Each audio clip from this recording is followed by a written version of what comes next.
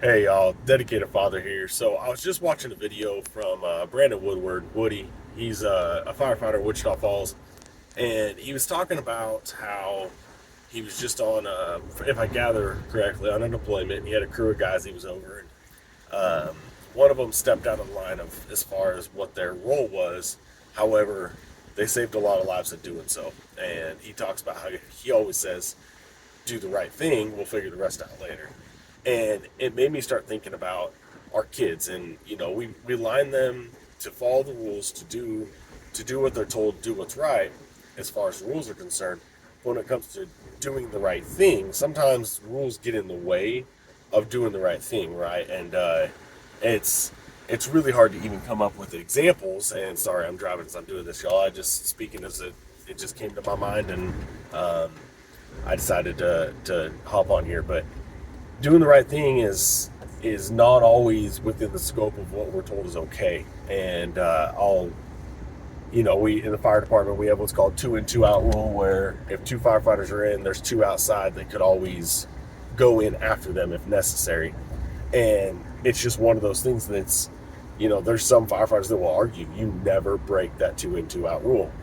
And I'm a firm believer to that to an extent, but I'll tell you right now, I pull up on scene and I got me and another guy, and we're pulling a hose line and starting to do a outside attack and defensive attack from the exterior, and I hear voices on the inside of yells, and I'm not waiting for two more firefighters. We're going in, and I'll boldly say it: if the person with me is not up for breaking that rule, he can wait outside. He can be on one outside. I'm still going in.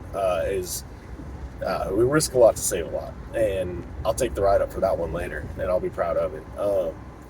And those are hard lines to teach your children when to cross, because it's gut instinct, right? We can't really teach them that, and that's the Lord speaking to us straight to our guts. Of That's what I believe gut instincts are, and I struggle with this. My oldest daughter helps out a lot with my youngest daughter, and I'll tell her all the time, how proud of her I am, and I thank her all the time for it. Yet sometimes I have to remind her she's not mom. She's such a great helper, but she's not mom. I make the rules.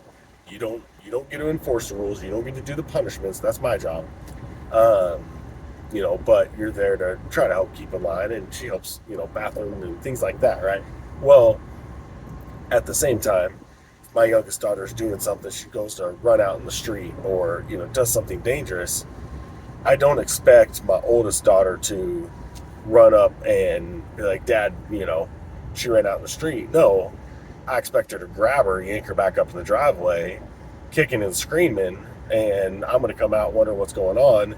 Probably, chomp at her for a second, but once I figure out the whole story, it's fine. We'll figure the rest out. It'll be okay. But that's just a small off the wall example I can give of something that's happened, but that can, um, the rules are come get me, unless doing the right thing comes in between that. Um, so it just reminded me watching that video today how hard of a lesson that is, to try to give the gut feeling to our children when it's coming from the Lord Himself. It's not something we can really give them. We can just try to give them the guidance to discern that feeling, right? So I just wanted to hop on here. I'm actually pretty amazed because both my daughters are in the pickup with me right now, and told them both be quiet for a minute, and I've gotten about 4 minutes of quietness, so that's pretty surprising, y'all. Um, the oldest one, I get that, but the youngest one, I mean, that I usually don't get.